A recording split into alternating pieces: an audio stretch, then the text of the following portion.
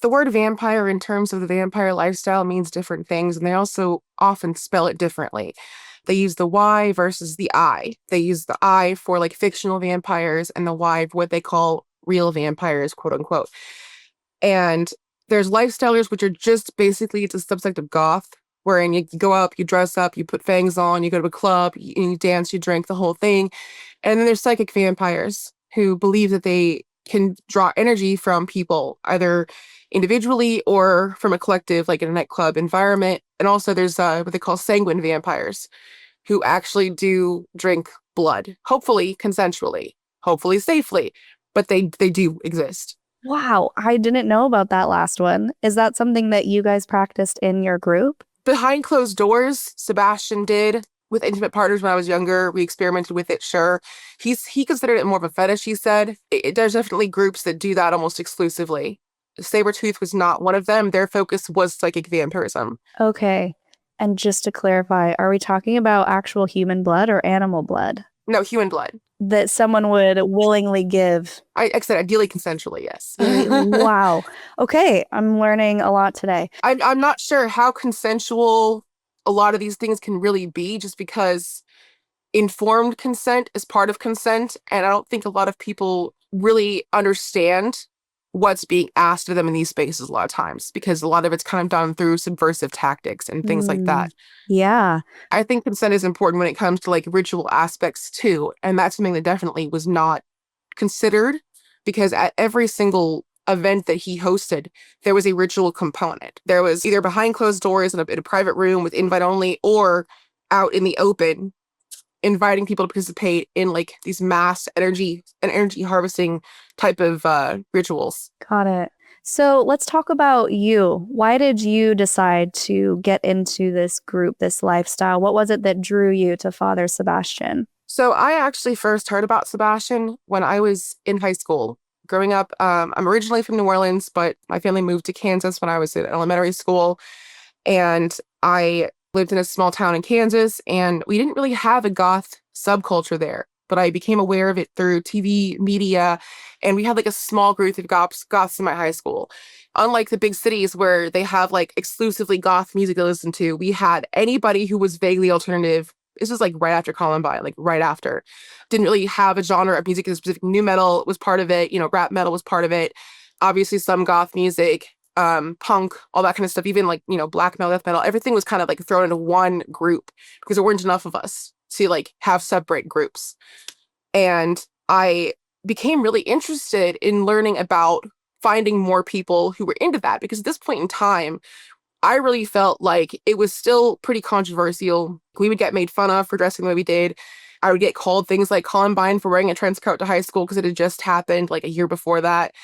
Get called Satan. It was a very Christian Bible Belt area. When I saw somebody who was wearing a band t-shirt I recognized, or who was dressed the way I was dressed, even if it was like a mall goth aesthetic, I immediately felt safer with them. I felt more comfortable with them. And it was very easy to make friends. This is before social media was what it was. Like, we had pure vampire freaks. We didn't really have like MySpace yet. Definitely not Facebook, long before all that. It was very much kind of an in-person kind of thing. We barely even had cell phones. Like, they were like the most primitive, like the big Nokia bricks, Mm-hmm. And so it was very much before, kind of in that transition period, before it became online. You found people in person going to like events and parties and stuff. And so I started looking online as it was available, vampyres.com, trying to reach out and find out more about the culture that was outside of what I could access in my small town. And I was at Barnes& Noble one day, and I picked up a copy of Dark Realms magazine, which was run by Joseph Vargo, who is one half of Nux Arcana, which is a famous like gothic ambient band. And there was an article in it written by Michelle Bellinger in 2002 about the Endless Night Vampyre Ball in New Orleans. And I was like, this is it. There really are vampires out there. I mean, I didn't mean like the literal like mythical vampires. I meant like the subcultures. I'd gotten a Blockbuster rental of a movie called Hollywood Vampire. It's awful. It is incredibly cheesy. It's an indie film from like, I don't know, 2001. But it seemed cool to me at the time. The idea of like finding a family and finding people to belong with who were also different, and embracing this lifestyle because we were all outcasts, because we were all different. really appealed to me. And so I read about this and, kind of put it on a shelf. I knew it existed, but I didn't live in those areas. And so I moved to Hollywood in 2015 initially. We ended up kind of being, transient for a few months and actually got settled at the beginning of 2016, right after I moved there. And I'd been running my own business for a while. I actually had my first magazine that I was publishing called Crazy Bitch Magazine. Sorry if you need to censor that. It's fine. I had reached out to a bunch of people in the industry who I had known. I already had friends who'd moved from Kansas to Hollywood and were working in films. And so I was kind of starting to network a little bit. I was a makeup artist in Kansas City before I moved out there. My goal was to be a makeup artist in Hollywood and to grow my business. And so I kind of started getting invited to these events that I didn't realize were any kind of exclusive. I didn't realize there was a guest list that was it mattered or anything. I didn't realize I was hanging out with celebrities because I am extremely autistic on top of everything else. And I don't really understand hierarchy. And that's a big deal in Hollywood, clearly. Very quickly, I think it was February of 2016, like right when we finally got like settled into an apartment in February, like I was at Bar Sinister one night and we decided to go because it was an endless night salon. And I'd never been to an endless night with them before, but I'd heard about them obviously for a very long time. And I ended up meeting Father Sebastian because a friend of mine went up and introduced us. And for some reason, he decided that I was someone he wanted to attach himself to. I have no idea why, going back, aside from maybe who I knew, who I was talking to, I was hanging out with, because I really didn't understand the politics at the time. But he immediately invited me to one of his more inner circle events. It was a birthday party for one of his oldest friends at the Vampyre Wine Bar in Beverly Hills. And I just thought it was cool. I just thought it was like, oh, I want fangs. Oh, I want to go out and party. I didn't take it seriously. And I didn't take him seriously. Despite, having heard of him and knowing about it. I didn't understand what I was walking into at this point. I just thought it was interesting and it was kind of fun. Play dress up, go drink wine at a bar. Because there's that Vampyre Vineyards had a wine bar. It was called Vampyre Wine Bar in Beverly Hills at the time. It's closed down since then, but it was really fancy. It was really kind of classy. It was cool. I was 27, 28 years old at this point, almost 10 years ago, I guess, at this point. Yeah. It's been a while. It was his friend's 450th birthday party, as they call it. So they always just make it 100 years instead of the 10s, whatever you have.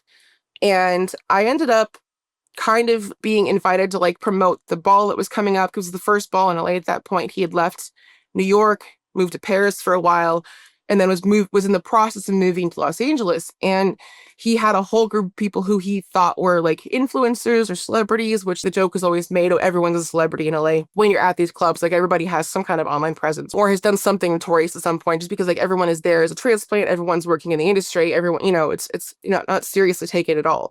But they basically job was to promote the event that was coming up and to work with him. And that's kind of how he kind of built the initial inner circle and began hosting his own events at Bar Sinister with more regularity eventually. I actually ended up moving away after about a year and a half. And in this process, I was actually working on a bunch of other things. I wasn't that close to him. And I'd been warned about him by another person who actually ended up screwing me over first. Guys, it's kind of how Hollywood works. It's full of predators. And all he really warned me about, though, about Sebastian was oh, don't trust me, he doesn't pay you. He won't pay you. He won't do what he says. He's a bad business guy. He's, a flake, which is not what I learned later on. I mean, yes, that's true as well, but it's not the problem. And so I thought, okay, I can handle that. I won't do anything for free. He started asking me to do things and help him out, but I would make sure to get paid up front.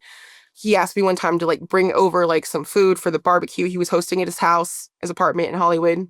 And I did. I came with the receipt and I demanded immediate reimbursement. And there was no budging. So I thought I had everything under control. I thought the only problem was he didn't pay people. It's kind of flaky. And that was it. But no, all that was really doing was establishing myself as someone that he wanted to get closer to and be able to utilize my resources and my skills more.